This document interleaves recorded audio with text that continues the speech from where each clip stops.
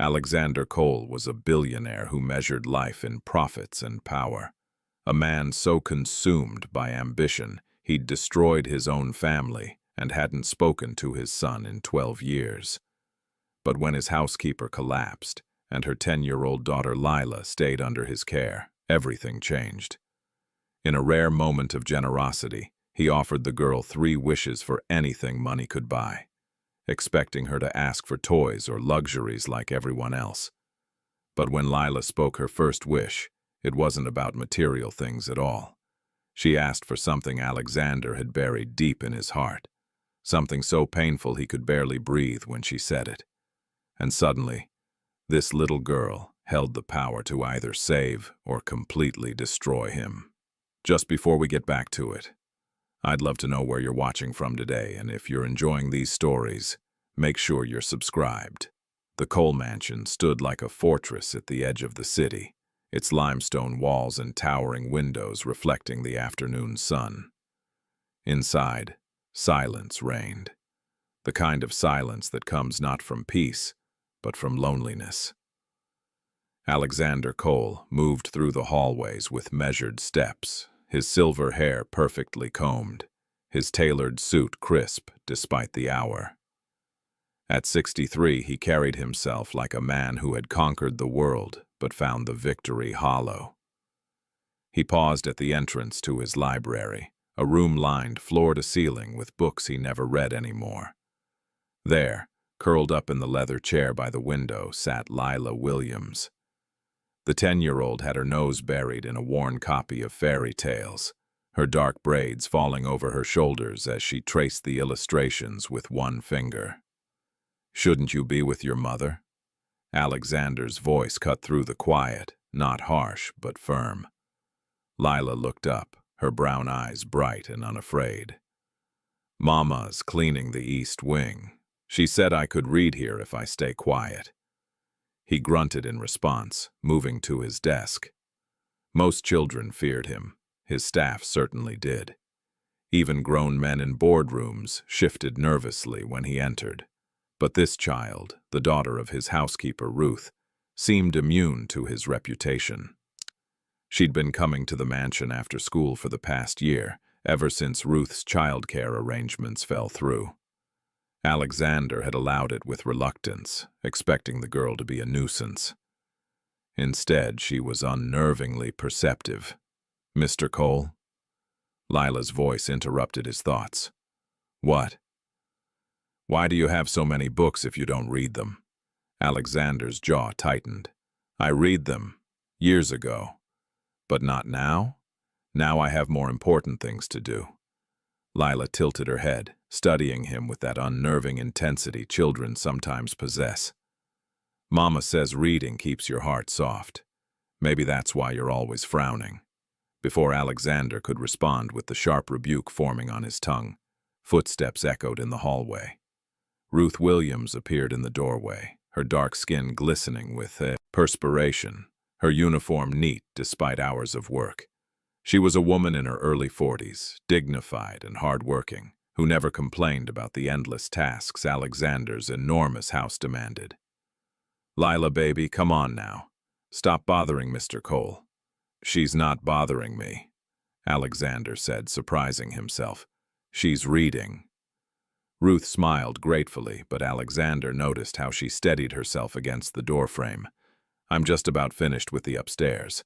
I'll start dinner in—" Her words cut off abruptly.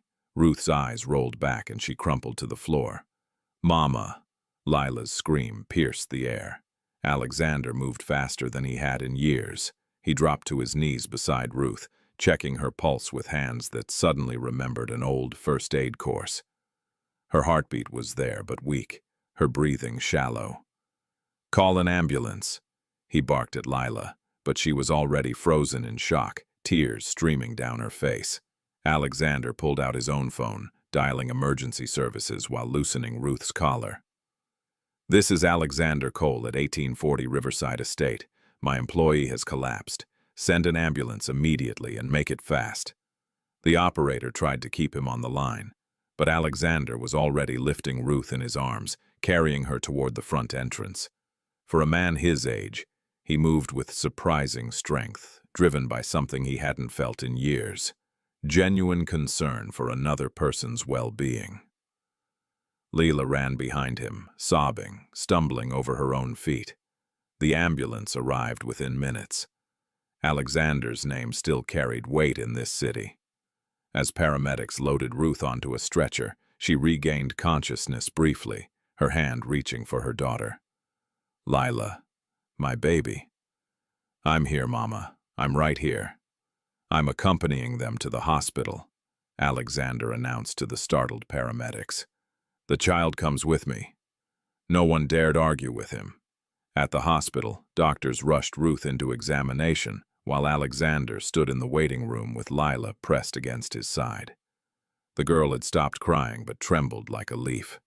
Without thinking, Alexander placed a hand on her shoulder, a gesture he hadn't made in over a decade. "Your mother will be fine," he said, his voice softer than usual. "She's strong." "She works too hard," Lila whispered. "She never stops. Even when she's tired, she keeps going because we need the money." The words struck Alexander like a physical blow. He employed Ruth, paid her well by industry standards, but had never once considered the weight she carried. The long hours, the physical toll, the worry of raising a daughter alone.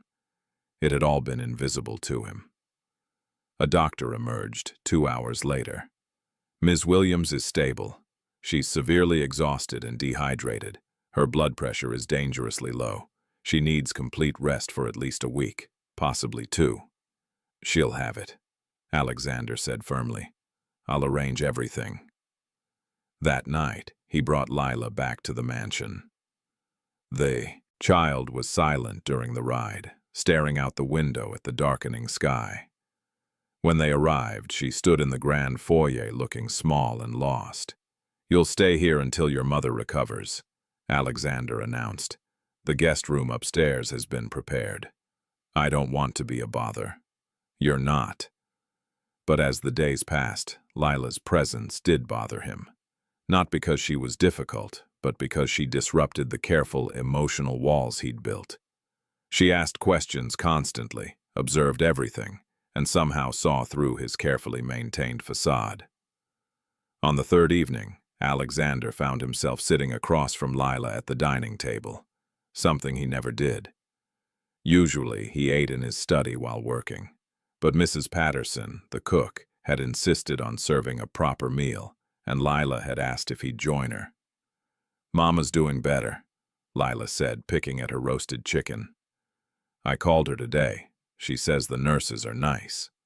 "Good." Silence stretched between them. Alexander hadn't shared a meal with anyone in years, and he'd forgotten how to make conversation that wasn't about quarterly reports or stock prices. "Can I ask you something?" Lila's voice was quiet but clear. "You're going to anyway. If you had all the money in the world, what would you do with it?" Alexander raised an eyebrow. "I do have all the money in the world. I buy what I need." "But what would you buy if you could buy anything? Like anything at all?"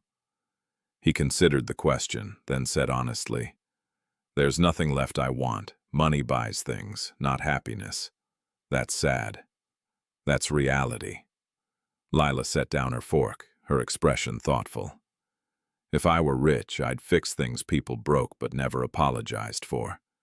Like I'd help people say sorry when they're too scared to." Alexander stared at her, caught off guard by the answer's depth. "That's an unusual wish for a child. Mama says the world has too many broken things and not enough people willing to mend them." Something shifted in Alexander's chest, a crack in the ice. This little girl spoke with wisdom beyond her years, and it unsettled him. He found himself genuinely curious about her thoughts, something that hadn't happened with another person in longer than he could remember. "Tell you what," he said impulsively. "I'll grant you 3 wishes, anything you want. Name it and I'll buy it for you." Lila's eyes widened. "Anything?" "Within reason. No ponies in the living room." She smiled, a beautiful, genuine smile that lit up her whole face. Then her expression grew serious. She put down her napkin, folded her hands on the table, and looked directly into Alexander's eyes with an intensity that made him uncomfortable. "Then my first wish," she said softly, "is for you to forgive your son." The words hit Alexander like a physical assault. The room seemed to tilt. His hands gripped the edge of the table, knuckles white as a roaring filled his ears. That name, son, hadn't been spoken in this house in 12 years. It was forbidden territory, locked away in the darkest corner of his heart. "How do you—" His voice came out strangled. "Who told you about—" "Nobody told me," Lila said, her voice steady despite the fear flickering in her eyes at his reaction. "But I see things, and I know you're sad about something bigger than money." Alexander stood abruptly, his chair scraping against the floor. His breath came in short gasps. Anger, grief, and shock warred inside him, emotions he'd spent years suppressing now threatening to explode. "You don't know what you're talking about," he managed. "You're a child. You don't understand." "I understand that you're lonely," Lila interrupted, "and that whatever happened with your son still hurts. Mama says pain doesn't go away when you ignore it. It just gets heavier." Alexander turned away from her, his entire body trembling. How could this child, this 10-year-old girl, see through him so completely? How did she even know he had a son? He'd been so careful, so controlled, keeping that part of his life sealed away. "This conversation is over," he said, his voice cold. "Go to your room." Lila stood slowly, gathering her plate. At the doorway, she paused. "I'm sorry if I made you angry, Mr. Cole, but that's still my first wish. Whenever you're ready." She left him standing alone in the dining room, and for the first time in over a decade, Alexander Cole felt tears burning behind his eyes. Alexander didn't sleep that night.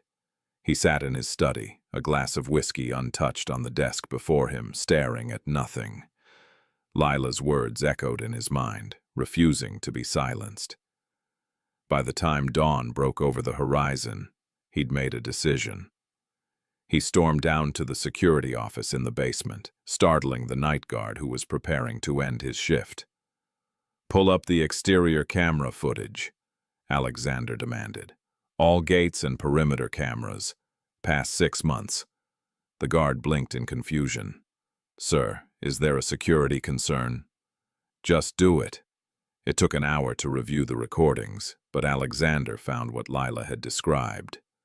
There, on multiple occasions over the past months, a young man appeared at the front gate during late evening hours. He never pressed the intercom, never tried to enter.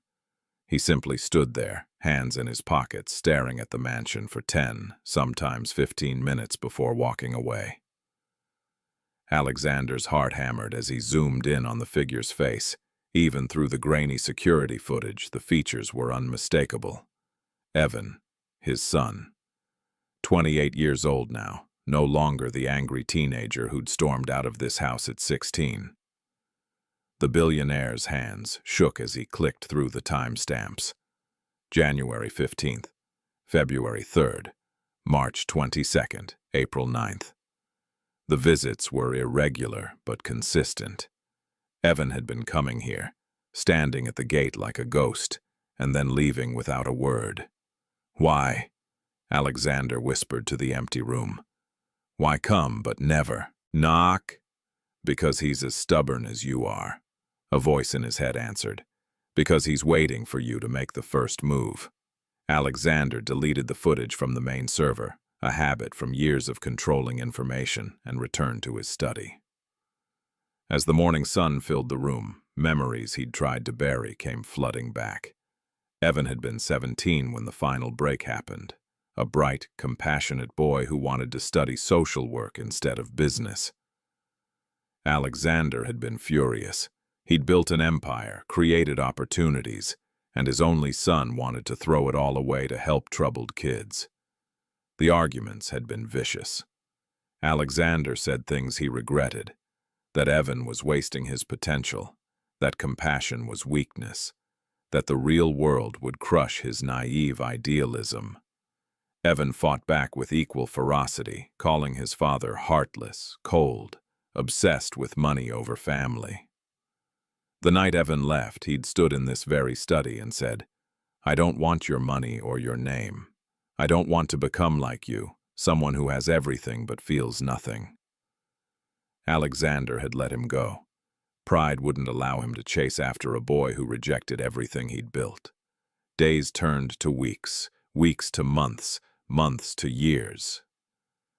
By the time Alexander considered reaching out, the silence between them had become an impenetrable wall. A knock on the study door interrupted his thoughts. Lila entered, already dressed for the day, her backpack slung over one shoulder. "I'm going to visit Mama at the hospital," she announced. "Mrs. Patterson said she'd drive me." Alexander nodded curtly. "Fine." Lila hesitated at the door. "Did you think about my wish?" "That's none of your concern." "But it is. I used my wish for it. Then you wasted it." Alexander snapped. "Some things can't be fixed, Lila. Some bridges, once burned, can't be rebuilt." The girl's expression softened with something that looked like pity.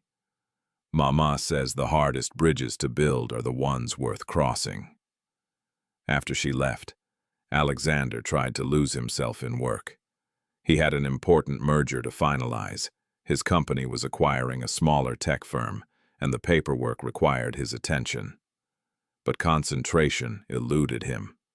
Every document blurred into memories of Evan as a child, sitting in this same office, asking questions about business with genuine curiosity. When had it gone wrong? When had ambition replaced love? The day dragged on. Alexander attended a video conference, but his mind wandered. His CFO, Grant Avery, noticed his distraction and asked if everything was all right. Alexander waved him off curtly, annoyed at his own weakness showing. By evening, his temper had frayed completely. During a meeting with his executive team, one of his vice presidents, a competent man named Robert Fisher, made a minor miscalculation in a financial projection. It was a small error, easily corrected, but Alexander exploded. "This is unacceptable," he roared, slamming his hand on the Heste conference table. "I don't pay you to be incompetent. If you can't handle basic mathematics, perhaps you should find employment elsewhere." The room fell silent. Robert's face flushed with humiliation. "Sir, I apologize." "Your apology means nothing. You're fired. Clear out your office tonight." Robert stood slowly, his jaw tight. "Understood, Mr. Cole. But for the record, I've given 15 years to this company. One mistake shouldn't—" "Get out." Robert left. The remaining executives avoided Alexander's gaze. The meeting concluded quickly, everyone eager to escape his presence. What Alexander didn't know was that Robert, angry and humiliated, went straight to his social media accounts. Within an hour, the story spread, a viral post about toxic billionaire bosses who destroyed careers over minor errors. Alexander's name trended online, not for his business acumen, but for his cruelty. That night, Lila returned from the hospital to find Alexander in the library, staring at nothing. She approached quietly, carrying something in her hands. "I made this for you at the hospital," she said, placing a piece of paper on his lap. Alexander looked down. It was a child's drawing, done in colored pencils. 3 figures stood on a bridge, a tall man with silver hair, a younger man, and between them, connecting their hands, a small bridge. Above them, she'd written in careful letters, "Family isn't broken, it's just waiting to be fixed." "Wish number 2? Alexander asked, his voice rough with emotion he couldn't suppress. Lila shook her head. "Not yet. You haven't finished the first one." "I can't finish it. You don't understand."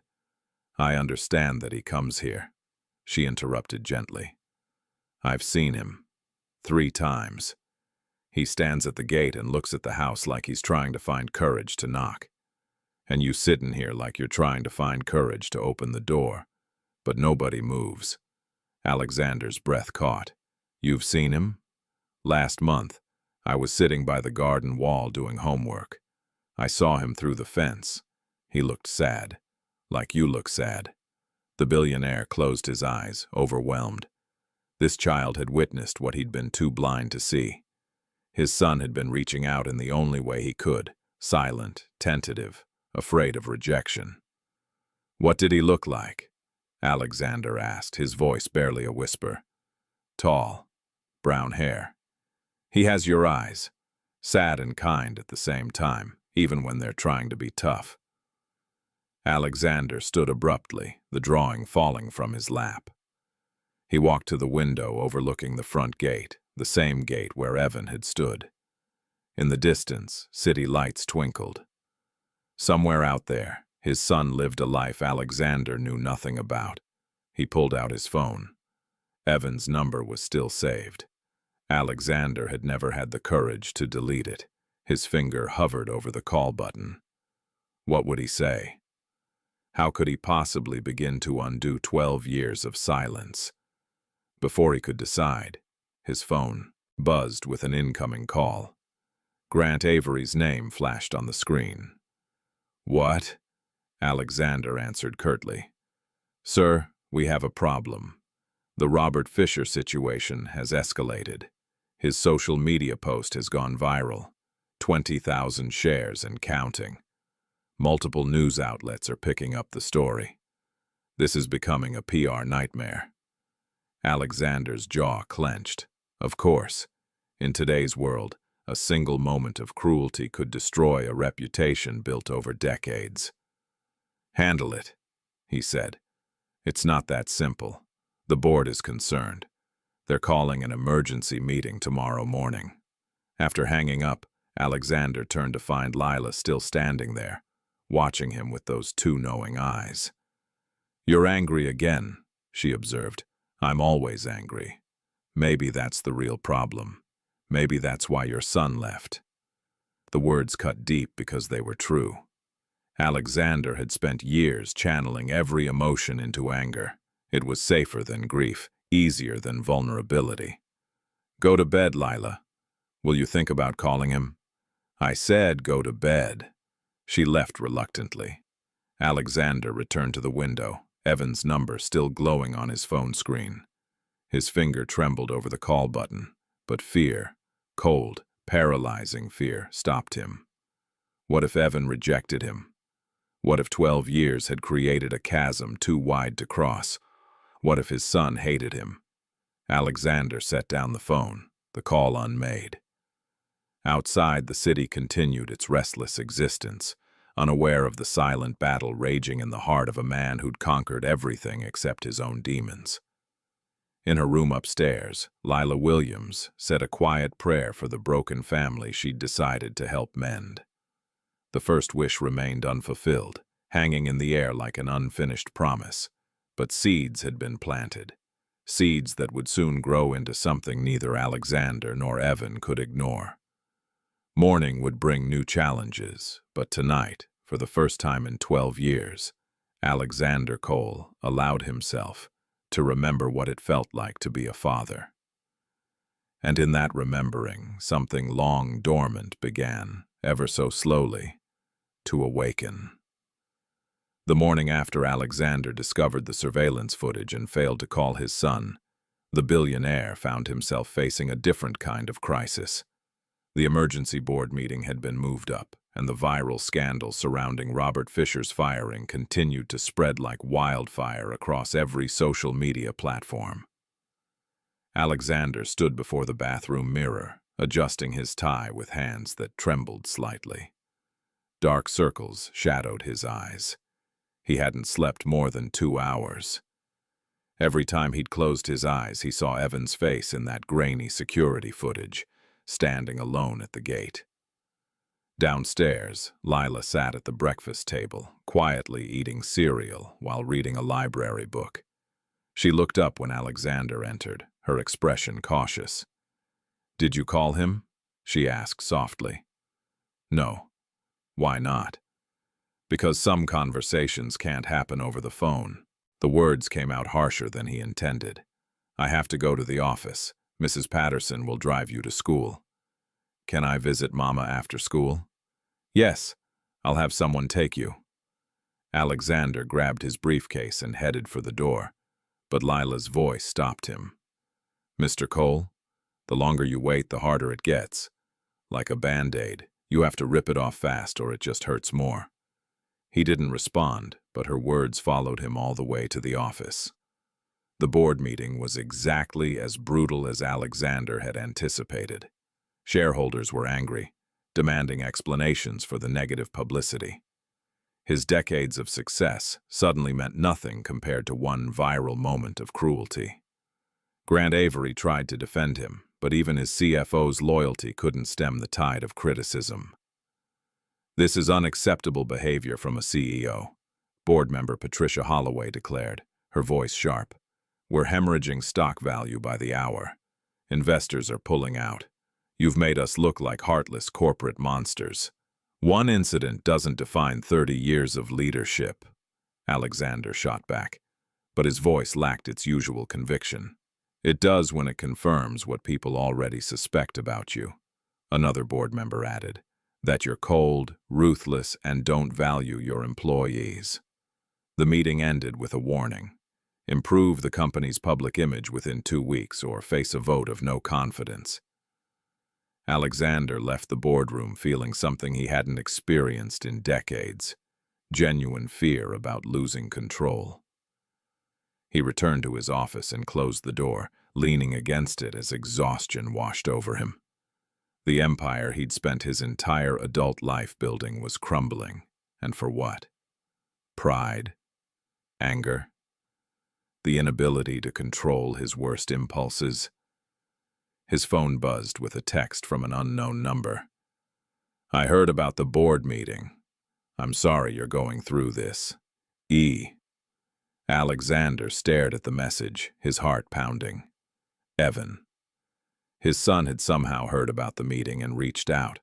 After 12 years of silence, this simple text felt like a miracle and a torment all at once. His fingers hovered over the keyboard. What could he possibly say?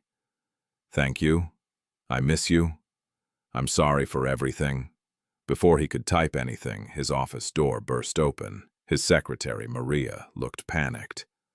Mr. Cole, there are protesters outside. About 20 people with signs demanding you rehire Mr. Fisher and apologize. Alexander moved to the window. Below, a small crowd had gathered, their signs visible even from the 15th floor. Billionaires aren't above decency, and fire the CEO, not good workers. Call security, he said wearily. Already done, sir. But this is spreading online, too. Someone's live streaming it. Alexander turned away from the window, feeling the walls closing in. Everything was falling apart, and he had no idea how to stop it. Meanwhile, across the city, Evan Cole sat in his small office at the youth center where he worked. The space was cluttered with donated books, art supplies, and second-hand furniture, a far cry from his father's pristine corporate environment. He stared at his phone, wondering if his text had been a mistake. 12 years.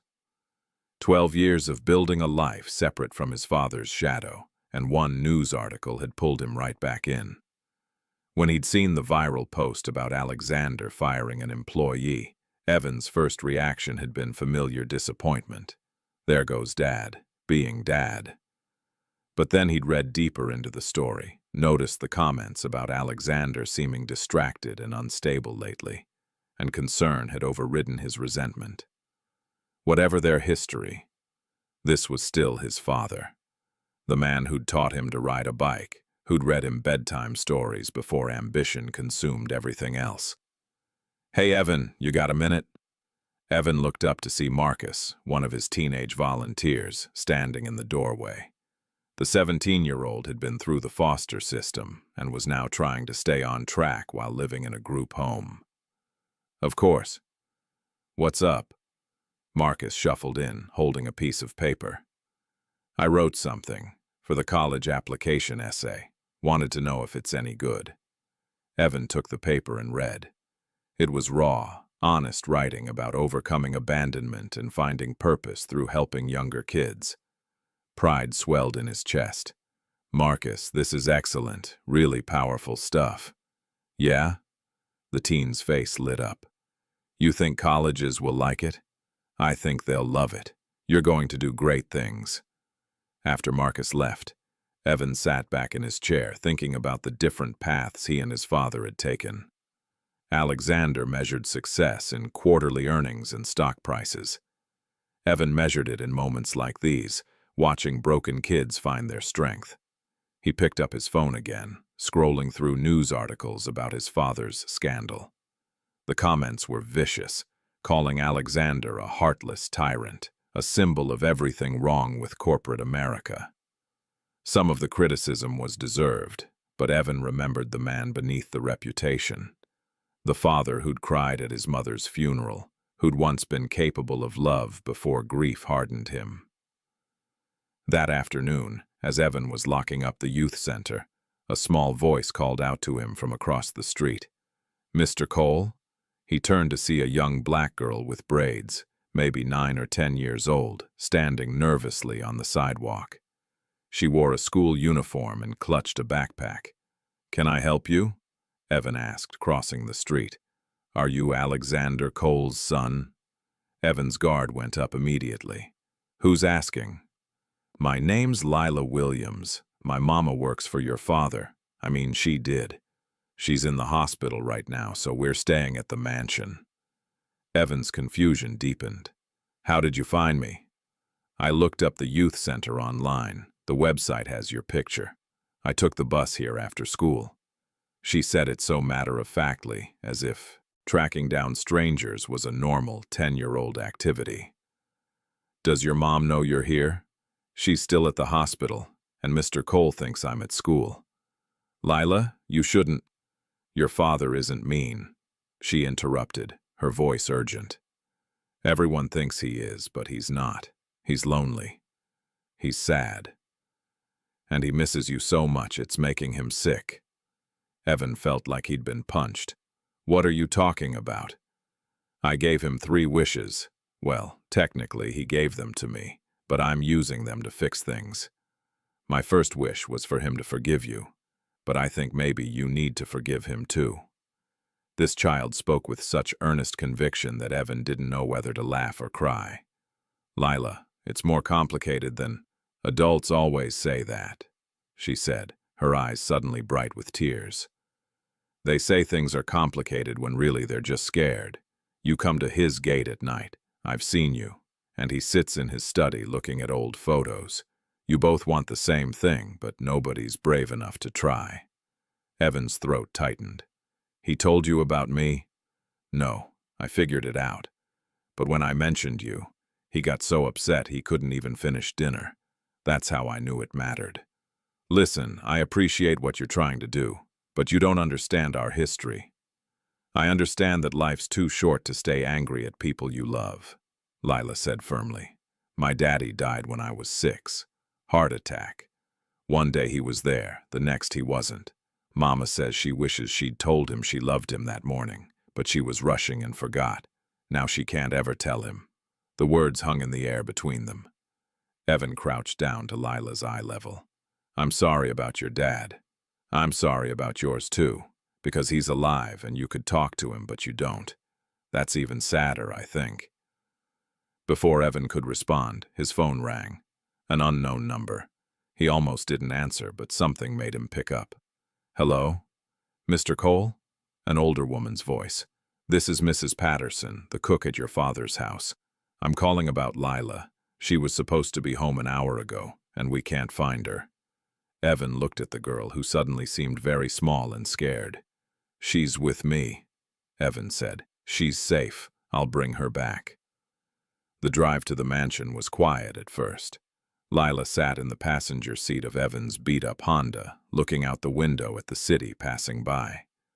Finally, she spoke. "Are you mad at me?" "No. Worried, maybe. You could have gotten hurt taking the bus alone." "I had to try. You're both so stubborn." Evan couldn't help but smile. You sound like someone who's been around stubborn people a lot. Mama says I inherited it from my daddy. He never gave up on anything. As they approached the mansion, Evan's hands tightened on the steering wheel. He hadn't been through these gates in 12 years. The wrought iron barriers that once felt like a prison now looked smaller somehow, less intimidating. "You don't have to come in," Lila said quietly, reading his hesitation. "You can just drop me at the gate." "No, I'll make sure you get inside safely." He pressed the intercom button. A crackle. Then Mrs. Patterson's relieved voice. "Oh, thank goodness, come right in." The gates swung open. Evan drove slowly up the long driveway, memories flooding back with each passing tree and sculpture. There was the fountain where he'd caught tadpoles as a kid. There was the oak tree he'd fallen from and broken his arm.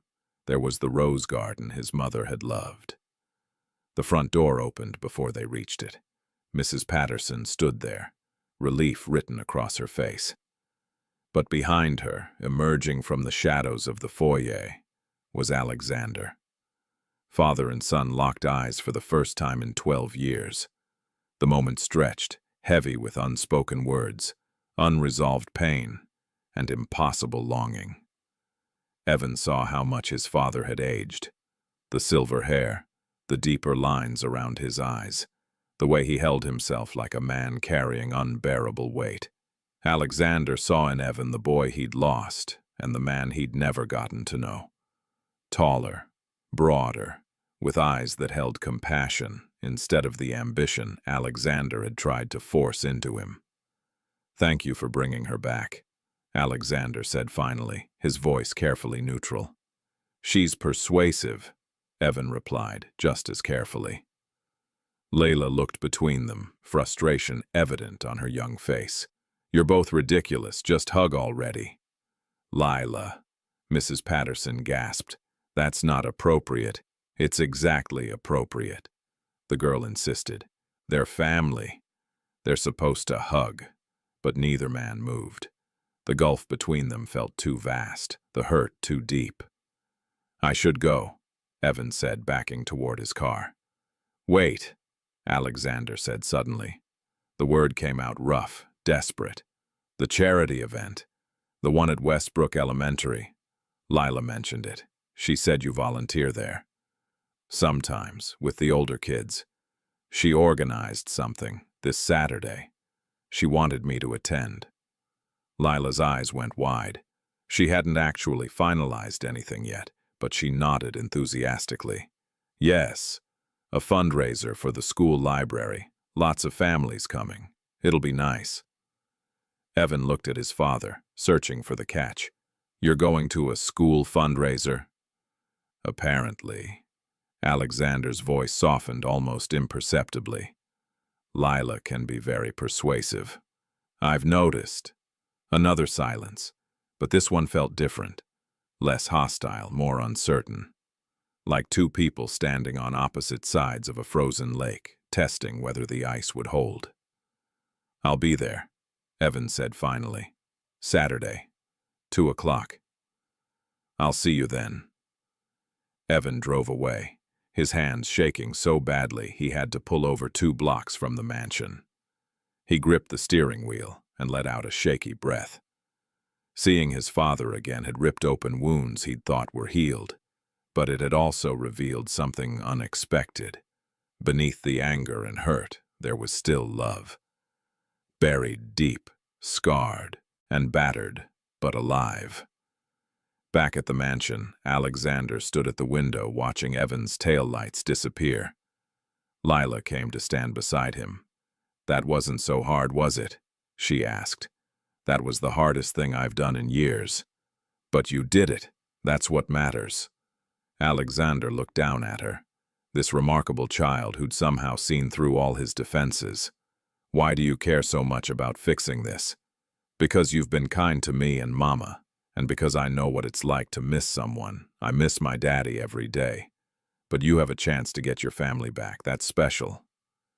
That night, Alexander sat in his study with a glass of whiskey. But for the first time in months, he didn't drink it. Instead, he opened his laptop and searched for information about his son's life. The youth center where Evan worked had a modest website with photos of smiling kids, murals painted on walls, and Evan teaching a group of teenagers to cook. His son looked happy, genuinely, radiantly happy in a way Alexander had never been, despite all his wealth. The realization was both painful and illuminating. His phone buzzed. A text from Evan. "Thank you for agreeing to come Saturday. It means more than you know." Alexander stared at the message for a long time before typing back, "Thank you for coming today. I know it wasn't easy." 3 dots appeared, disappeared, appeared again. Finally, "Nothing about this is easy, but maybe it's worth trying." Alexander saved the message, then pulled out the drawing Lila had made, the one with 3 figures on a bridge. He pinned it to the wall beside his desk where he could see it every day. Saturday felt both impossibly far away and terrifyingly close. Saturday arrived with clear skies and nervous energy thrumming through Alexander's veins. He'd barely eaten breakfast, changing his shirt 3 times before finally settling on something casual. A decision that felt monumentally important and utterly ridiculous. Lila watched his anxiety with barely concealed amusement. "You look nice, Mr. Cole." "I look like I'm trying too hard." "You look like someone who cares. That's good." The drive to Westbrook Elementary took 20 minutes, but it felt like hours. When they arrived, the parking lot was already filling with families. Colorful banners hung from the building announcing the library fundraiser, and children ran across the playground, their laughter carrying on the spring breeze. Alexander felt profoundly out of place among the minivans and casual Saturday clothing. His town car drew curious stares. "Ready?" Lila asked, taking his hand. He wasn't, but he nodded anyway. Inside the school gymnasium, tables were set up with baked goods, used books, and crafts made by students. Volunteers manned different stations while children played games. It was chaotic, warm, and alive. Everything Alexander's life wasn't.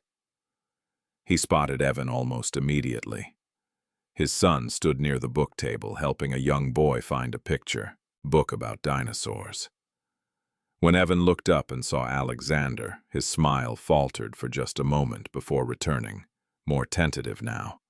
They approached each other like wary animals, aware of every eye in the room watching. "You came," Evan said. "I said I would." "You look." Evan paused, seeming to choose his words carefully. "You look uncomfortable." "I am." The honesty surprised them both. Evan's expression softened slightly. "Want some terrible coffee? The PTA makes it, and it's universally awful. But it's tradition." "Sure." They walked to the refreshment table together, and Alexander was acutely aware of the distance between them. Close enough to talk, far enough to maintain safety. Lila had disappeared into the crowd of children, leaving them alone. "So," Evan said, handing Alexander a styrofoam cup. "How have you been?" "Terrible, actually. My company's imploding, the board wants my head, and I haven't slept properly in weeks." Evan blinked, clearly not expecting such blunt honesty. "I heard about the Robert Fisher thing. It's all over the news." "It's worse than the news shows. I've spent 30 years building that company, and I might lose it over one moment of stupidity." "Was it just stupidity, or was it how you actually feel?" The question cut deep. Alexander took a sip of the terrible coffee to buy time. "Both, maybe. I was angry. He made a mistake, and I couldn't control myself. It wasn't about him. It was about—" He stopped, unsure how to continue. "About everything else?" Evan finished quietly. "About carrying too much for too long until one small thing breaks you?"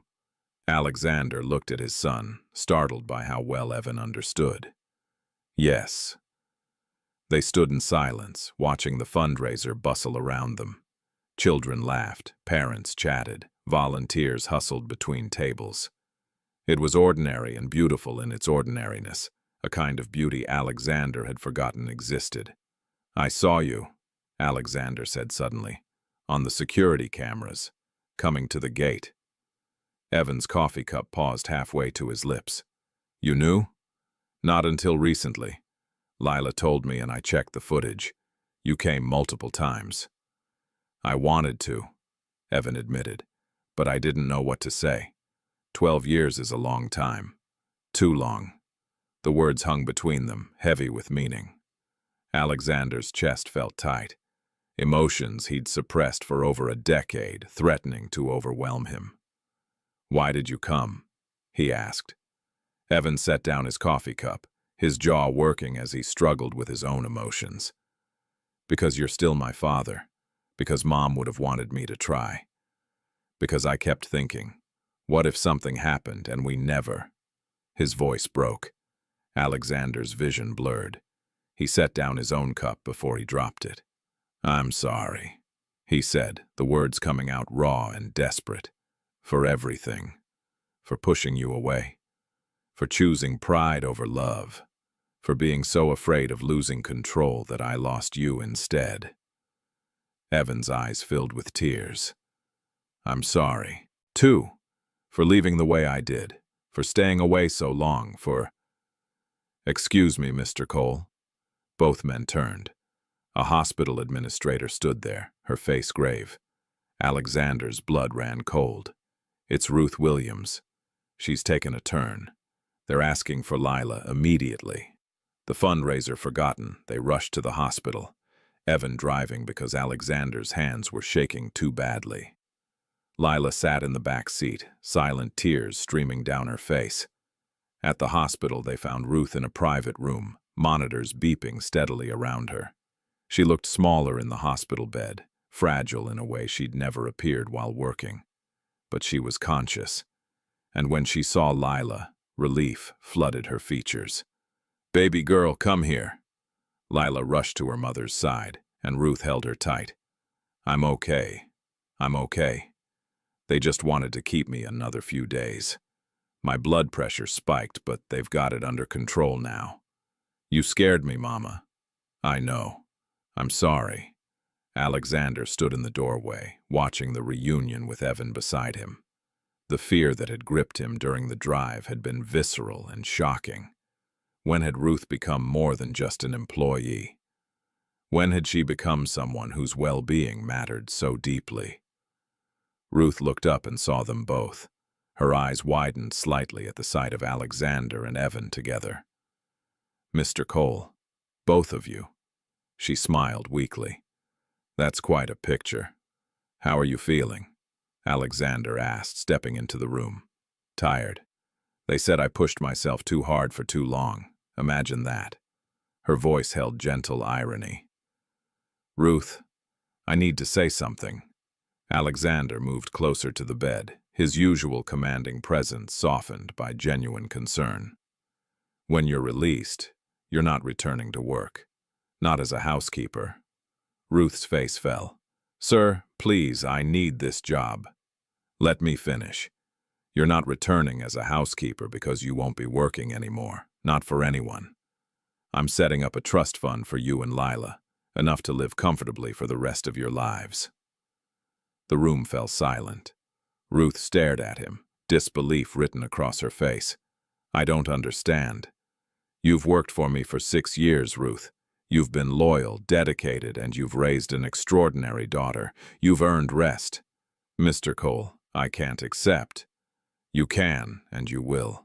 He glanced at Lila. Someone recently taught me that wealth means nothing if you don't use it to fix what's broken. You collapsed from exhaustion in my house. That's broken. I'm fixing it. Ruth's eyes filled with tears. I don't know what to say. Say you'll take care of yourself. Say you'll let yourself rest for once. Lila suddenly spoke up, her voice clear despite her tears. It's my second wish, Mama. I wished for you to never have to clean again, for anyone. Mr. Cole is making it come true. Ruth looked at her daughter, then at Alexander, then back to Lila. Baby, what did you do? I used my wishes smart, like you taught me. Despite everything, Ruth laughed, a sound of pure joy mixed with disbelief. She reached out and took Alexander's hand. "Thank you. I don't have words big enough for this thank you, but thank you." Alexander squeezed her hand gently. "You're welcome. And I'm sorry for not seeing how hard you were working, for not caring enough about your well-being." "You cared when it mattered," Ruth said softly. "You got me to the hospital. You kept my daughter safe. That's everything." Later that evening, after the doctors assured them Ruth was stable, Alexander, Evan, and Lila sat in the hospital cafeteria, sharing terrible sandwiches and slightly better coffee. The tension between father and son had eased, replaced by something fragile but real, the beginning of reconnection. "2 wishes down," Evan said to Lila. "What's the third?" Lila shook her head. "I'm not telling yet. I'll know when it's the right time." "She's strategic," Evan said to Alexander with a small smile. "Wonder where she learned that." "Not from me," Alexander replied. "I've been terrible at strategy lately." "You made it to the fundraiser. You're here now. That's better strategy than you think." They sat quietly for a moment, and then Alexander's phone rang. Grant Avery's name flashed on the screen. Alexander's expression darkened as he answered. "What is it?" His CFO's voice was urgent. "Sir, we have a serious problem. I found irregularities in some recent accounts, numbers that don't add up. I think someone's been moving money." "What kind of money?" "Millions. I need you to come to the office. Tonight, if possible." Alexander glanced at Evan, then at Lila, who'd fallen asleep against his son's shoulder. For once, work didn't feel like the most important thing. "Tomorrow," he said firmly. "Send me the preliminary findings. But I'm not coming in tonight. I'm with my family." The word hung in the air after he hung up. Family. He'd said it without thinking, including Evan in that definition as naturally as breathing. Evan had heard it too. His eyes were bright with emotion. "Dad, don't," Alexander said quietly. "Not yet. Let's just sit here for a while." So they did. 3 people in a hospital cafeteria, surrounded by the sick and worried, somehow finding in that unlikely place the first real peace any of them had felt in years. Ruth was safe. Lila had her second wish granted, and Alexander Cole, for the first time in over a decade, had called someone family. It wasn't forgiveness yet. It wasn't healing yet. But it was a start. A crack in the ice, a bridge beginning to form where only a chasm had existed before. Outside the hospital windows, night fell over the city. Somewhere in the darkness, trouble was brewing. Financial irregularities that would soon explode into crisis. But in this moment, none of them knew. In this moment, they simply existed together, and that was enough. The next morning would bring new challenges, but tonight belonged to the small victories, to second wishes, granted and broken relationships beginning to mend. The fragile peace of the hospital cafeteria shattered the moment Alexander walked into his office Monday morning. Grant Avery stood waiting, his usually composed face pale and strained. Spread across Alexander's desk were financial documents, spreadsheets filled with highlighted numbers and printouts of offshore account transactions. "It's worse than I thought," Grant said without preamble. "Someone's been siphoning funds for at least 6 months, maybe longer." Alexander sat down heavily, scanning the documents. Millions of dollars had been moved through shell companies, disguised as legitimate business expenses, vendor payments, and consulting fees. The trail was sophisticated, clearly designed by someone who understood the company's financial structure intimately. "Who has access to authorize these transactions?" Alexander asked, his voice cold. "At this level? Only executives, maybe 5 people total, including you and me." "Then we have a traitor." Alexander's hands clenched into fists, After everything, the public scandal, the board's threats, his attempt to reconcile with his son. Now this. Who? I don't know yet. But whoever it is planned this carefully. They've been positioning themselves to make it look like you authorized everything. Alexander's blood ran cold. They're framing me. It's possible. If this goes public before we identify the real culprit, you'll take the fall. The board, the shareholders, the media, they'll crucify you. Before Alexander could respond, his office door burst open. Patricia Holloway strode in, her expression thunderous, followed by 3 other board members. "We need to talk," she announced. "Now." "I'm in the middle of—" "We know about the missing money," Patricia interrupted. Anonymous documents were sent to every board member this morning. Financial records showing systematic theft from company accounts, all traced back to your authorization codes. Alexander stood slowly. "That's impossible. I didn't authorize. The evidence says otherwise. Millions of dollars, Alexander.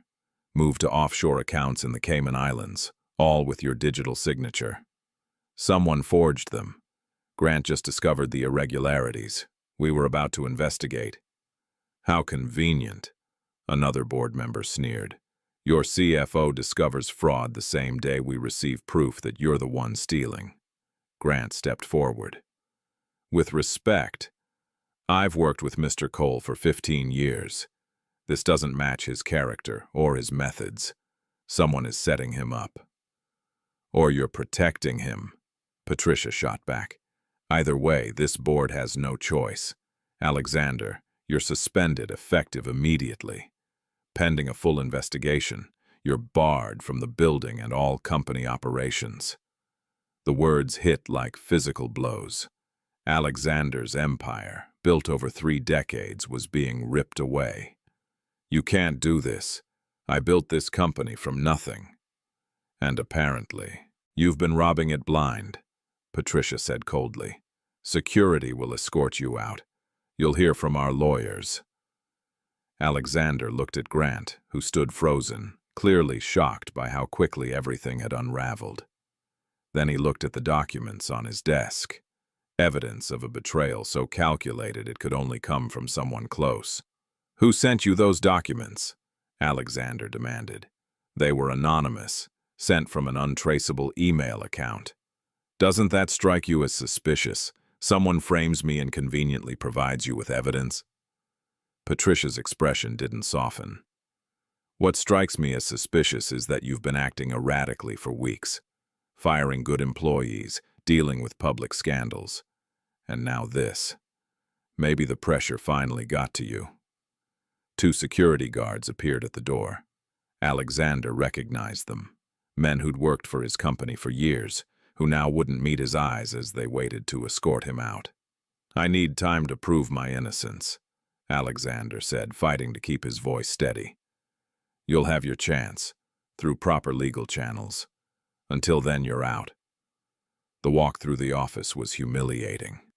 Employees stopped working to watch as Alexander Cole, the man who'd built this company, was escorted out like a common criminal. Some looked sympathetic. Others whispered behind their hands. By the time he reached the parking garage, Alexander's hands were shaking with rage and helplessness. He sat in his car for 20 minutes, unable to drive, unable to think clearly. His phone rang constantly. News outlets, business contacts, people who'd heard rumors and wanted confirmation. He ignored them all except one call. "Dad?" Evan's voice carried concern. "I just saw the news. What happened?" "Someone's destroying me," Alexander said, his voice hollow. "Someone inside my own company. They've stolen millions and made it look like I did it." "Where are you?" "Company parking garage. They just threw me out."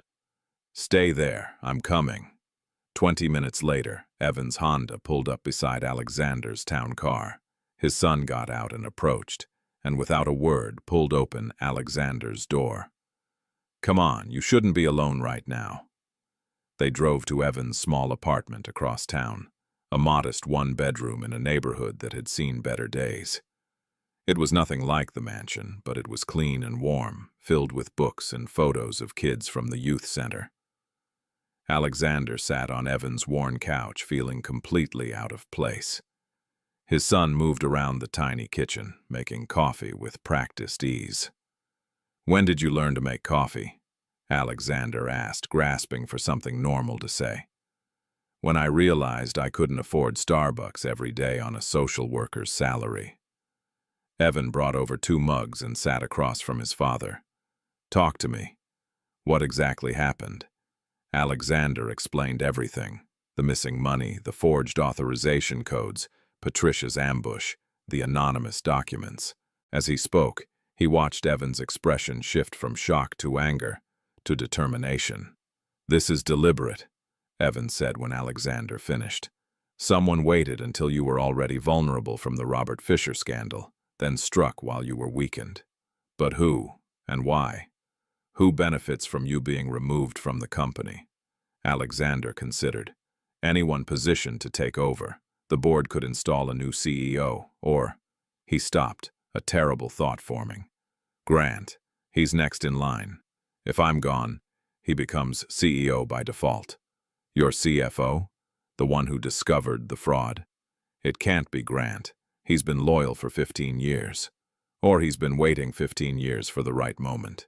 The possibility felt like betrayal, layered upon betrayal.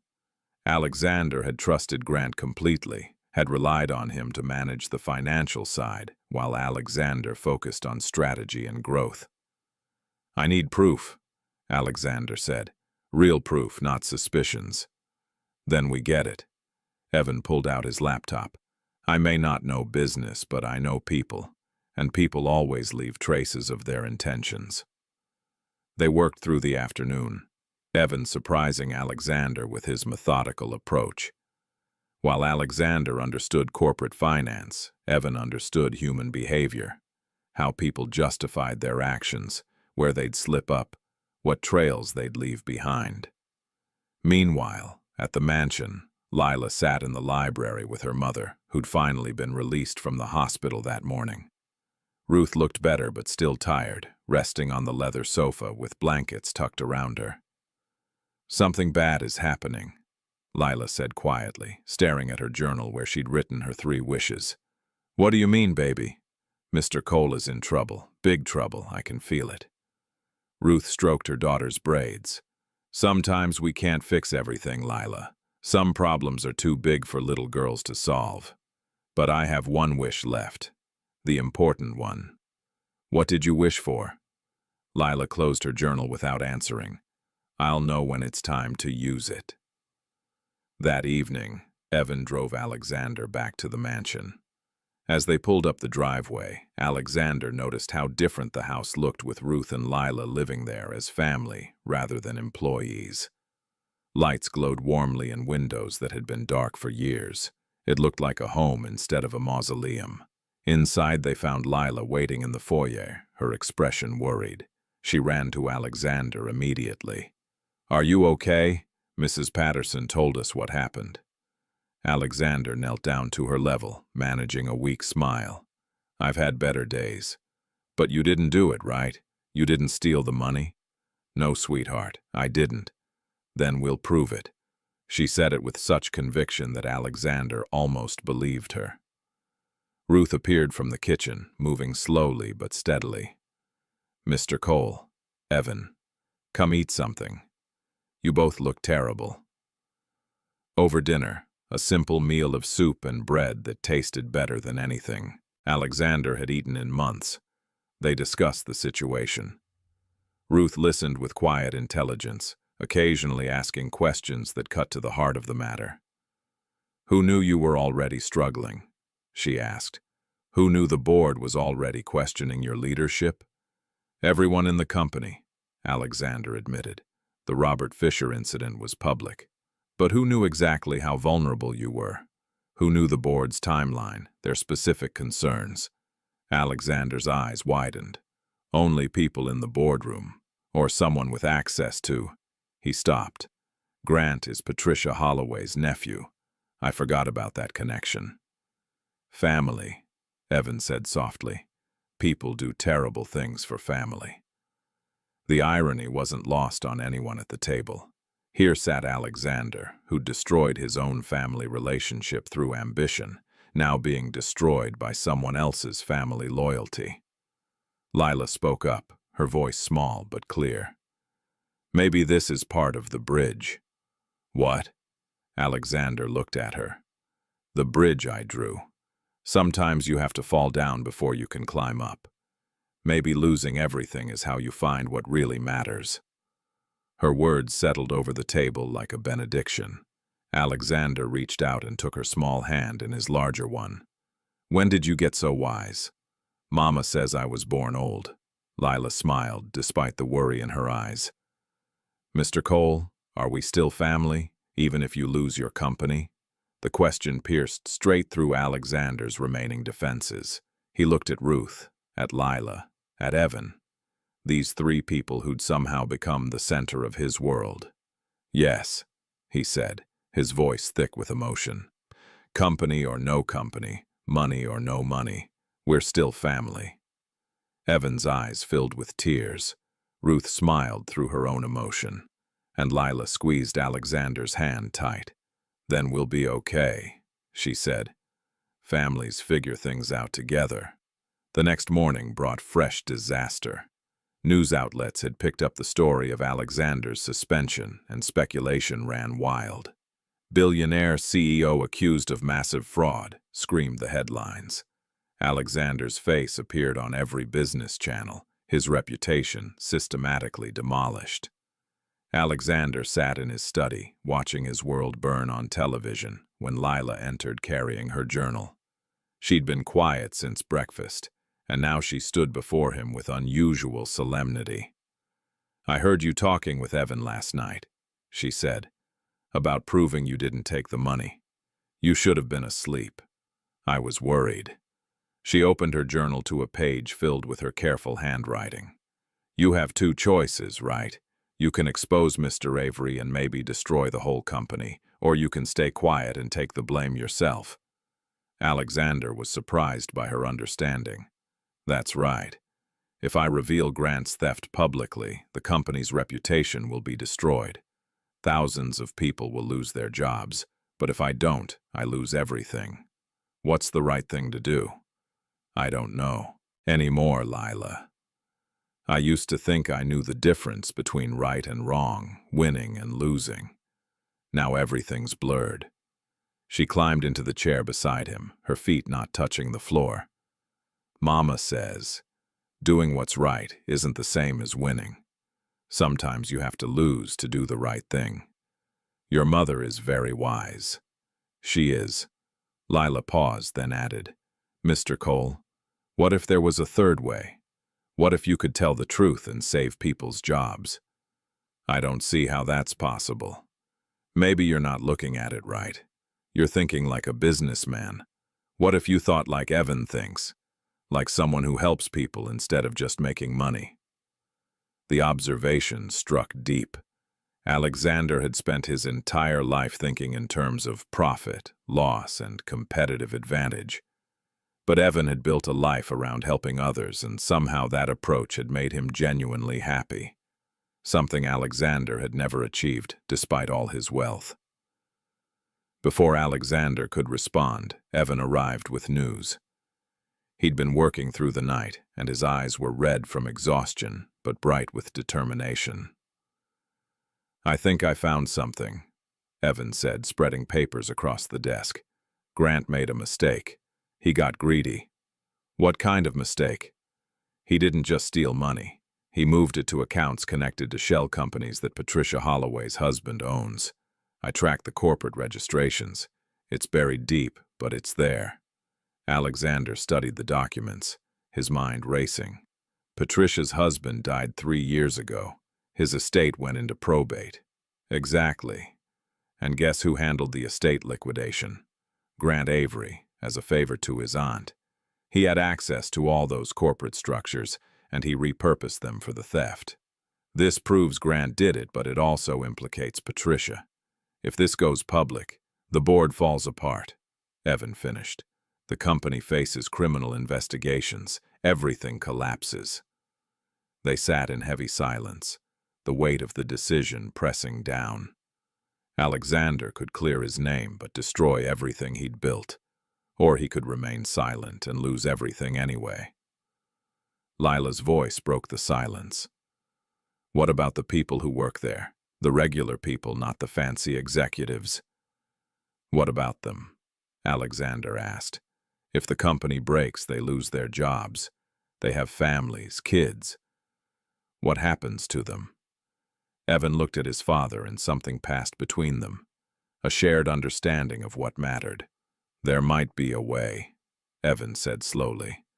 My nonprofit has connections with other organizations, employment networks, job placement services. If we could secure severance packages and transition support before the scandal breaks. That would cost millions, Alexander said. Money I can't access right now. All my assets are frozen pending investigation. But mine aren't. Evan's voice was quiet but firm. I have the Youth Centers Fund. Not much, but it's a start. And I know people, foundations, donors, social service networks. If we frame this as helping displaced workers rather than cleaning up corporate mess, we might get support. Alexander stared at his son in wonder. You'd risk your center's funding for my employees? They're people, Dad. Not just your employees. They're people who need help. That's what I do. The simple generosity of it overwhelmed Alexander. His son, who had every reason to let him fall, was offering to sacrifice his own work to save others. I can't let you do that, Alexander said, his voice rough. You're not letting me. I'm choosing to. Ruth appeared in the doorway, having heard the conversation. There's another option. The trust fund you set up for Lila and me. We could... Absolutely not, Alexander interrupted. That money is yours. For your security. Your future. Our security doesn't mean much if good people lose everything, Ruth said firmly. Use whatever you need. We'll be fine.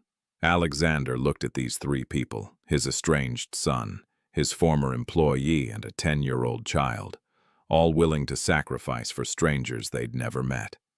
The contrast with his own cutthroat business world couldn't have been starker. Why?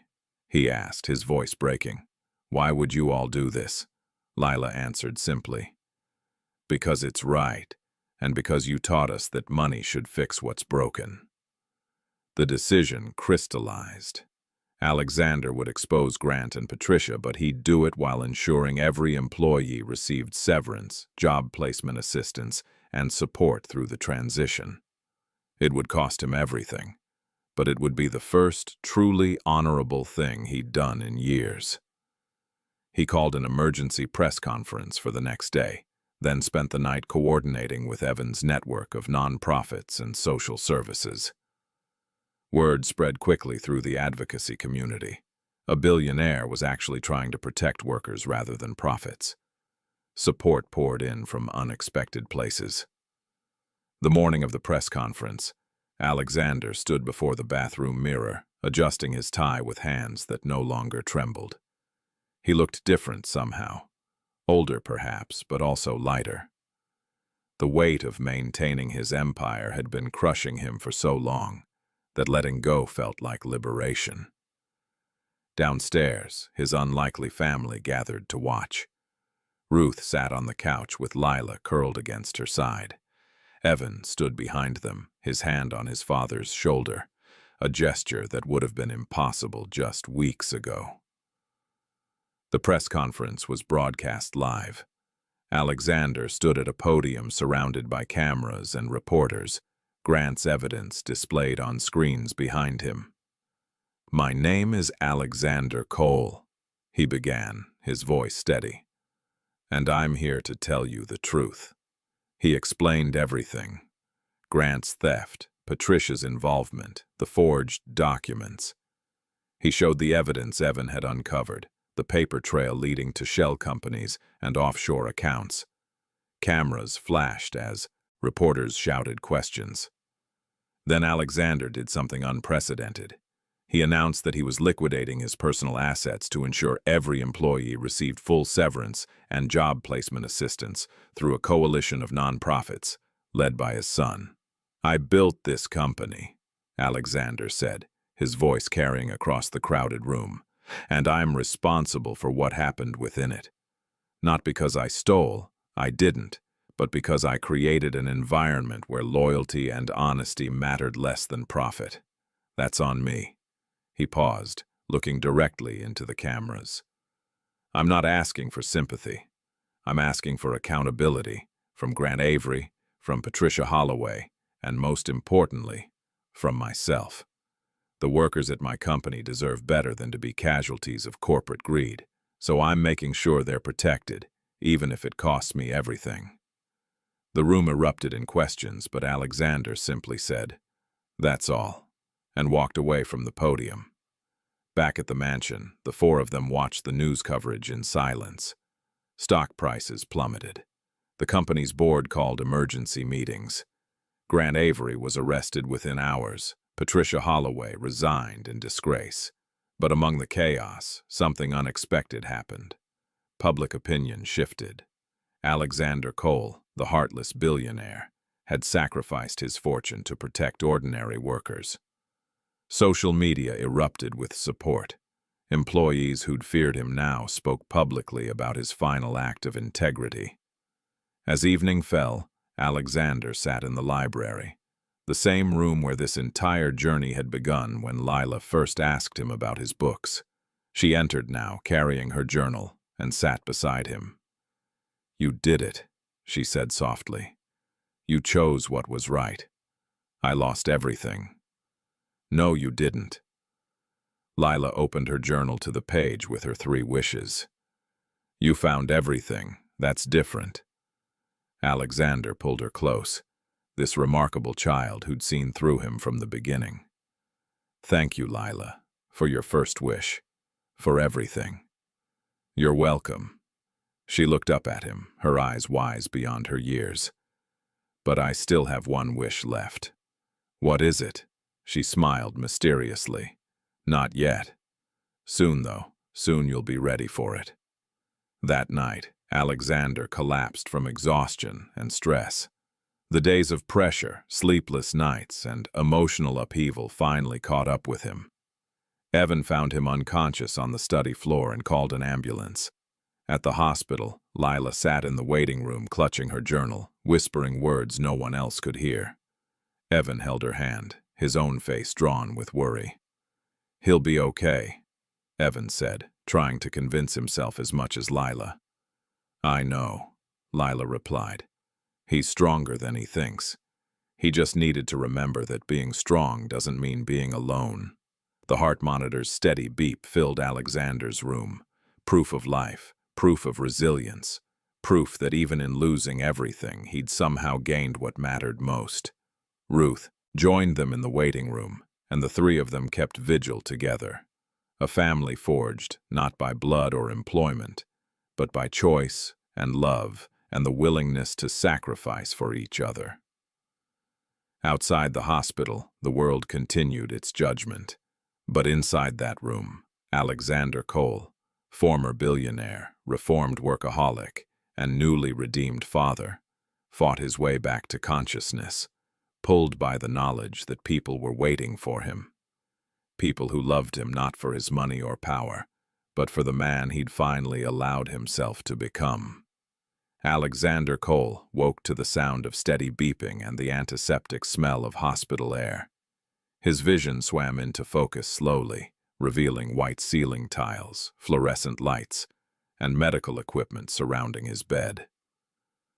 For a moment, confusion clouded his thoughts. Then memory returned. The press conference, the collapse, the overwhelming exhaustion that had finally claimed him. He turned his head, and there she was. Lila sat in the chair beside his bed, her journal open on her lap, tears streaming down her face. When she saw his eyes open, she smiled through her crying. "You're awake," she whispered, her voice thick with relief. "How long?" Alexander's throat felt like sandpaper. 2 days. The doctors said you had complete exhaustion, dehydration, and your blood pressure was dangerously high. They said you could have died. The weight of those words settled over him. He'd been so consumed with fighting, with proving his innocence, with doing the right thing, that he'd pushed his body beyond its limits. "Your son is here," Lila continued, "and Mama. They've been taking turns sitting with you. Evan just went to get coffee." As if summoned by her words, Evan appeared in the doorway, coffee cups in hand. When he saw Alexander awake, the cups nearly slipped from his grasp. He set them down quickly and moved to the bedside, his face a mixture of relief and concern. "Dad," he said, and the word carried 12 years of absence and the weight of their fragile reunion. "You scared us." "I scared myself," Alexander admitted, his voice rough. He tried to sit up, but Evan gently pressed him back down. "Don't. The doctor said you need to rest. Really rest this time." "What happened?" After the press conference, Evan pulled up another chair, sitting close. "The world happened. Grant's been charged with embezzlement and fraud. Patricia resigned and is facing her own investigation. Your company is in chaos, but the Employee Protection Fund worked. Everyone's getting severance and job placement help. The media's calling you everything from a hero to a cautionary tale. And the truth? The truth is you did something remarkable. You chose people over profit. That matters more than you know." Alexander closed his eyes, processing everything. His empire was gone, his fortune depleted, his reputation forever changed. Yet somehow, lying in this hospital bed with his son beside him and Lila holding his hand, he felt more at peace than he had in decades. "I need to tell you something," Alexander said, looking at Evan. "Something I should have said 12 years ago." Evan's expression grew cautious, guarded. "I was wrong," Alexander continued, his voice strengthening despite his physical weakness. "About everything. About what success means, about what matters in life, about you. You chose compassion over ambition, and I called it weakness. But you were right, and I was wrong. You're doing more good in that youth center than I ever did in my company." Evan's eyes filled with tears. "Dad, I'm not finished." Alexander reached out, and Evan took his hand. "I'm proud of you. Proud of the man you became, despite my efforts to make you into something else. Proud of how you help people, how you see the world, how you never lost your humanity even when I tried to teach you that humanity was a liability." The dam broke.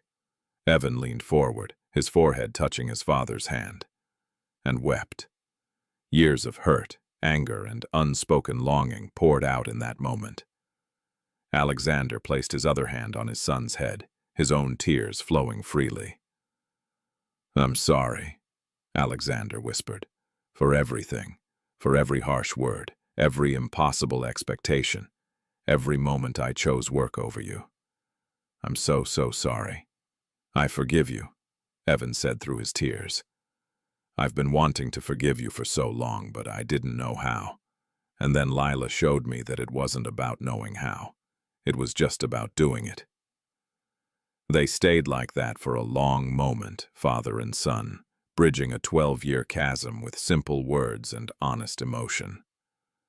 When they finally separated, both men were smiling despite their tears. Lila had been watching quietly, and now she spoke. "The first wish is complete."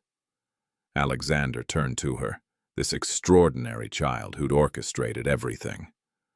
"You're right. I've forgiven myself, and Evan's forgiven me. Your first wish came true. All 3 wishes came true," Lila said softly.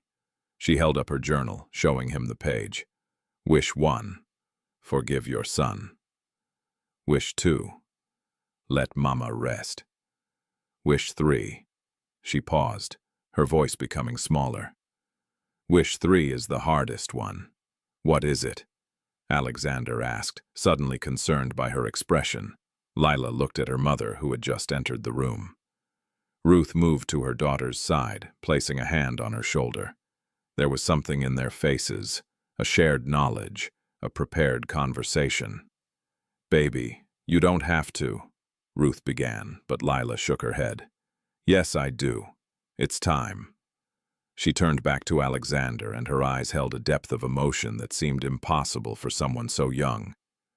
"Mr. Cole, my third wish is for you to have a family again. A real family." Alexander smiled gently. "Sweetheart, I do have a family. I have Evan, I have you, and your mother." "No," Lila interrupted, her voice trembling. "I mean a real family. Legal family. Forever family." She took a deep breath, and the words came out in a rush. "I want you to adopt me. I want to be your granddaughter for real, not just because we live in the same house. I want it to be true and legal, and forever." The room fell silent. Alexander stared at her, his mind struggling to process what she'd just said. Ruth's hand covered her mouth, tears already flowing. Evan looked stunned. "Lila," Alexander finally managed, his voice breaking. That's an enormous wish." "I know, but it's what I want. You lost a family, and I lost a daddy. Maybe we can fix both things together." Her voice dropped to a whisper. "Maybe we can be each other's second chance." Alexander felt his chest tighten, emotions overwhelming him. He looked at Ruth, searching for confirmation that this was real, that he'd heard correctly. Ruth nodded, tears streaming down her face. "She's been talking about it for weeks. Ever since you set up the trust fund, she said you needed someone to love you the way a grandchild loves a grandfather, not because of money or obligation, but because of choice." "But Ruth," Alexander said, "this isn't just about Lila and me. This is about you, about your daughter. I can't just—" "I know exactly what this is about," Ruth said firmly. "And if you're asking for my blessing, you have it. You saved my life, Mr. Cole. You gave us security and safety and a home. More than that, you've shown Lila what it means to grow and change and become better. You're not the same man who hired me 6 years ago. You're not even the same man who carried me to the hospital 3 weeks ago. You've become someone worthy of being her grandfather." Alexander turned back to Lila, who watched him with hope and fear warring in her expression. "Sweetheart, that's the one thing money could never buy. But I'd give everything I have left, everything I am, to earn it." "You already have," Lila said simply. She climbed carefully onto the hospital bed, mindful of the IV lines, and curled against his side. "You earned it when you chose to be kind, when you let Evan back in, when you saved all those people's jobs even though it cost you everything. That's when you became the kind of grandfather I'd want." Alexander wrapped his arms around her. This child who'd seen through his defenses from the very beginning, who'd used her 3 wishes not for toys or trips, but to heal broken hearts and rebuild broken families. "Then yes," he whispered into her braids. "Yes, Lila, I would be honored, more honored than anything else in my life, to be your grandfather." Lila hugged him tighter, and Alexander felt something he hadn't experienced in over a decade. Pure, uncomplicated joy. Evan moved closer, placing his hand on Lila's back, completing the circle. Ruth joined them, her hand on Alexander's shoulder. In that hospital room surrounded by beeping machines and sterile walls, a family was truly born. Not through blood or obligation, but through choice and love and the courage to forgive. "There's paperwork," Alexander said, practically, even as emotions overwhelmed him. "Legal processes. It could take months." "That's okay," Lila said.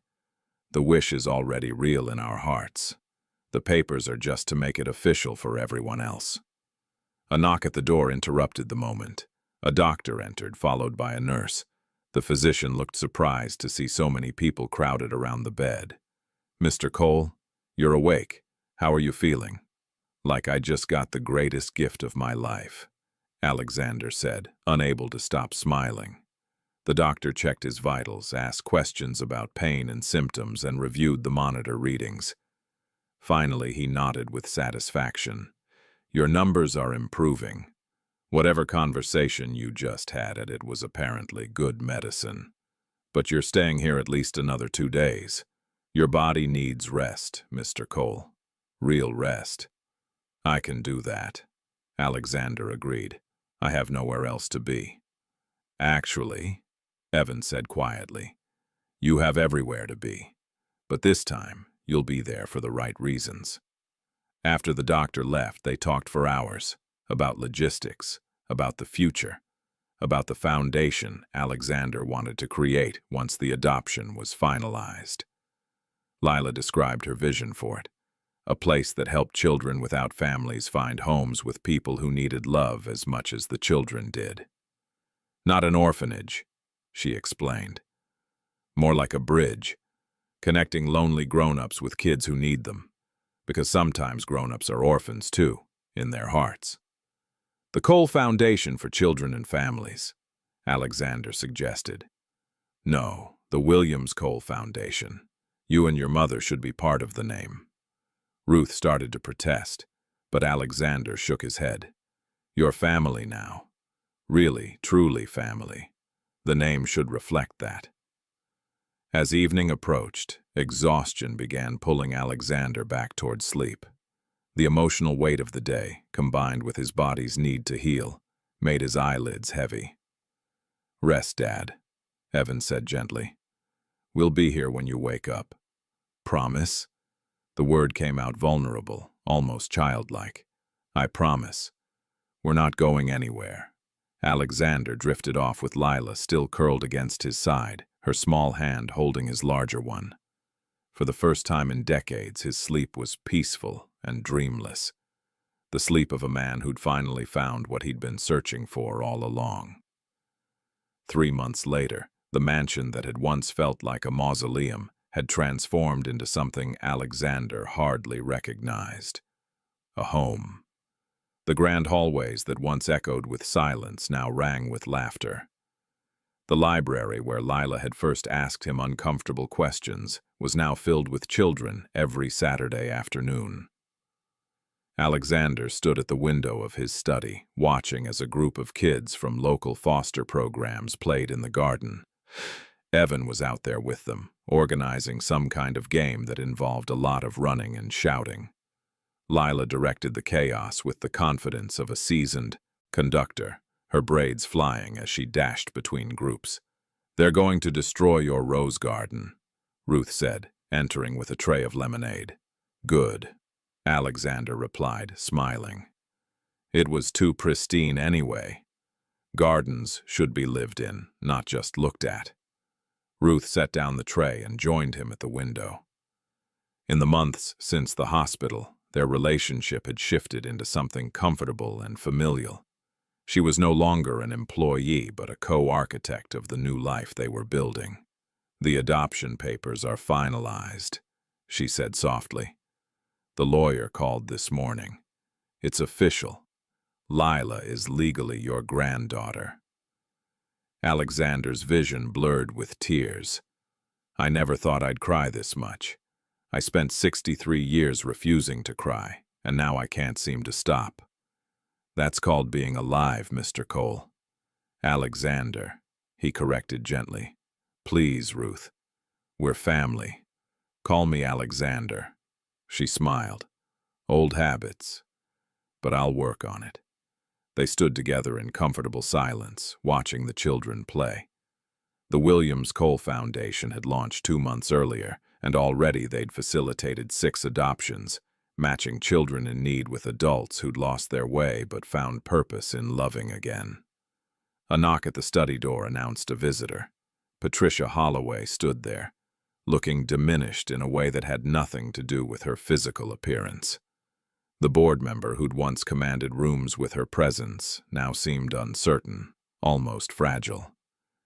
Mr. Cole, she said quietly, thank you for agreeing to see me.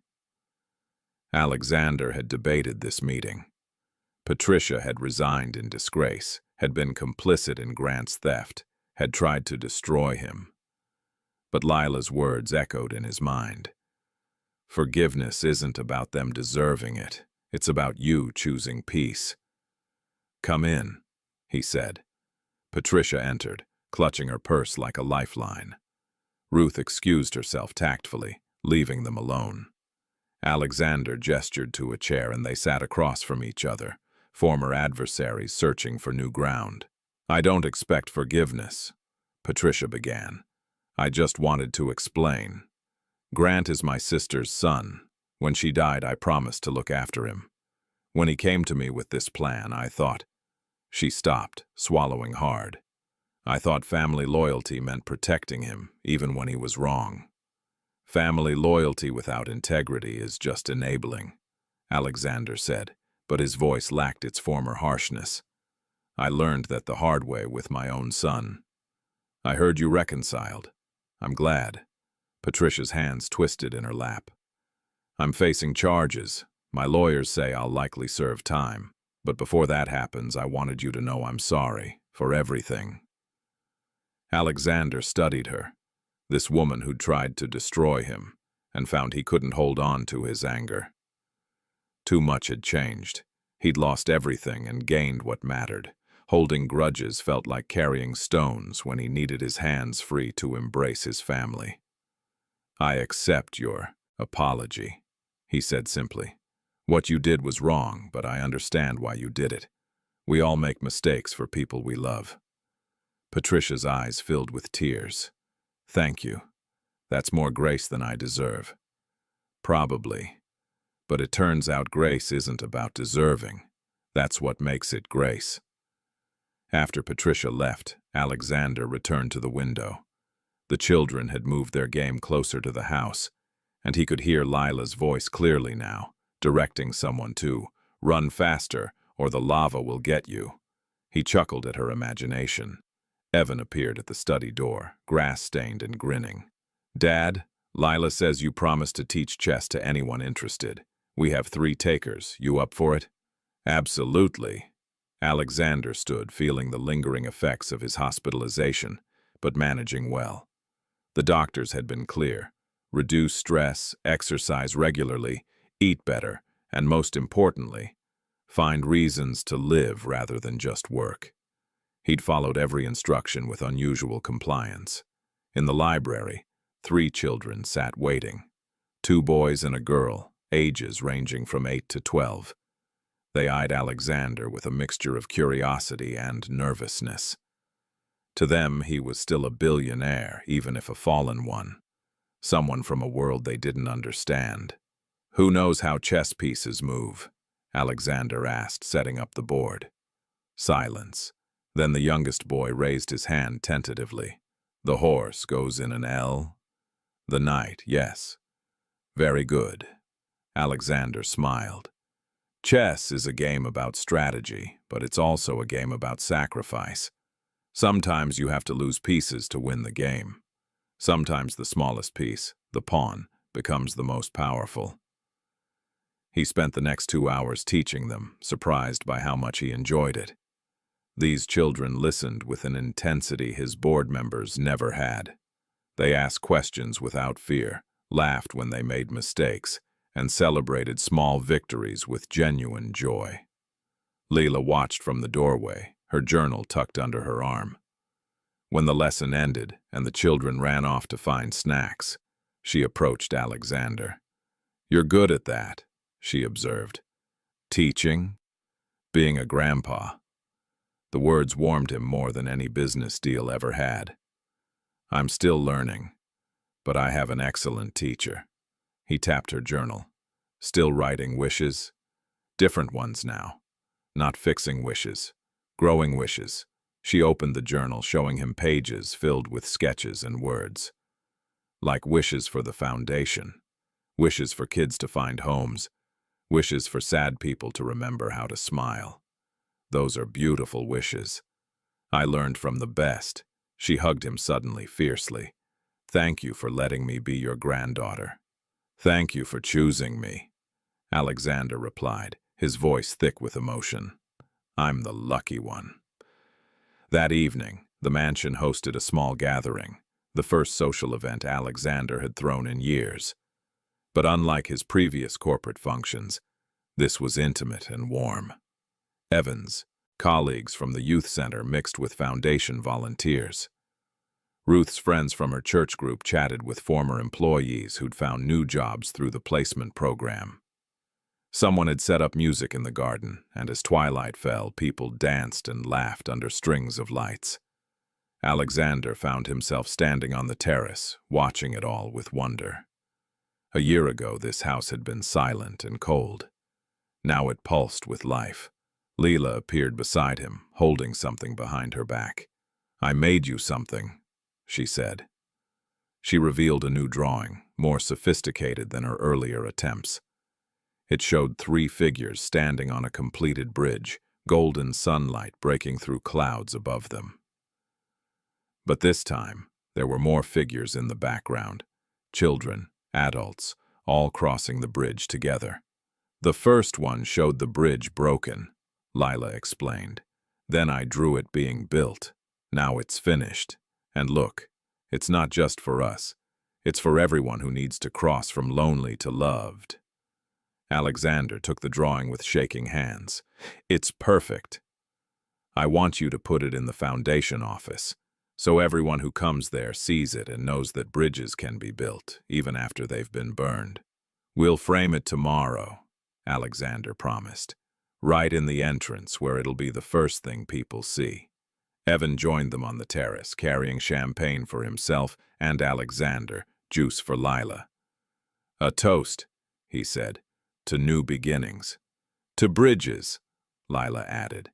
"To family," Ruth contributed, appearing with her own glass. They clinked glasses as the party continued below. Alexander looked at each of them, his son, his granddaughter, and Ruth, who'd become a daughter in all but name. His empire was gone, his fortune depleted, his reputation forever changed. Yet standing here, surrounded by love and purpose, he'd never felt richer. "You know what's funny?" Alexander said thoughtfully. "I spent my whole life building an empire, and I thought that was my legacy. But this..." He gestured to the gathering, to the people laughing and connecting. "This is the legacy I'll actually leave behind. Not buildings or businesses, but bridges, connections, hope. The richest gift is the one that costs nothing," Lila quoted softly. "Where did you hear that?" "You said it. In the hospital when you were sleeping. You kept whispering it like you were trying to remember something important." Alexander hadn't realized he'd spoken aloud, but the words felt true. Everything he'd lost, money, power, prestige, had cost him nothing to lose because they'd never truly been his. They were temporary, transactional, conditional.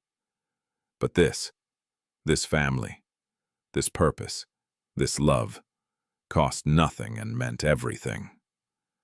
As the party wound down and guests began leaving, Alexander stood at the front door, saying goodbye to each person individually. Some thanked him for the foundation. Others shared stories of how the employee placement program had helped them. Many simply expressed gratitude for his presence in their lives. When the last guest left, Alexander returned to find Lila curled up on the library couch, nearly asleep. He carried her upstairs, something that would have been unthinkable months ago, and tucked her into bed. "Grandpa?" she murmured, half asleep. "Yes, sweetheart. Did all 3 wishes come true?" "Every single one." "Good. That means the magic worked." Her eyes fluttered closed. "Love is the best magic there is."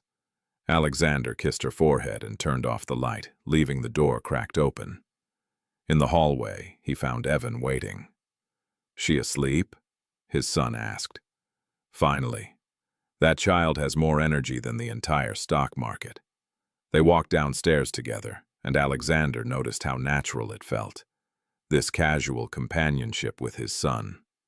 No tension, no unspoken resentments, just comfortable presence. "I've been thinking," Evan said as they reached the study. The foundation needs a full-time director, someone who understands both the business side and the human side, someone who can bridge those worlds. You're suggesting yourself? I'm suggesting us, together. You handle the operations and logistics. You're brilliant at that. I handle the social work and programming. We co-direct.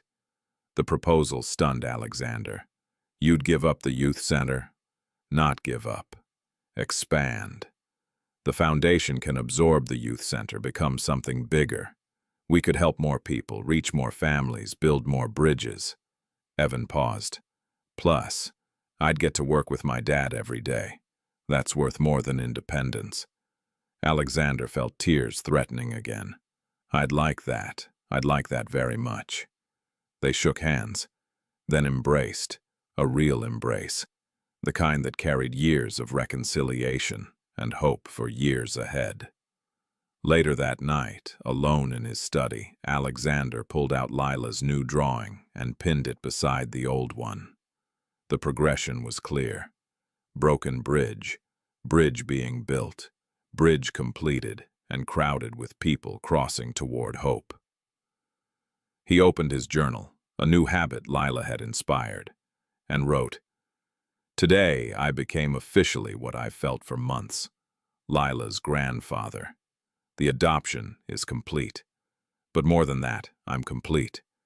I spent 63 years building walls and calling it success. Now I'm building bridges and calling it life. Everything I lost brought me to everything I found. The richest gift truly is the one that costs nothing. The gift of being chosen, being loved, being given a second chance at family." He closed the journal and looked around his study. The room that had once felt like a prison now felt like a sanctuary. Outside, the city lights twinkled.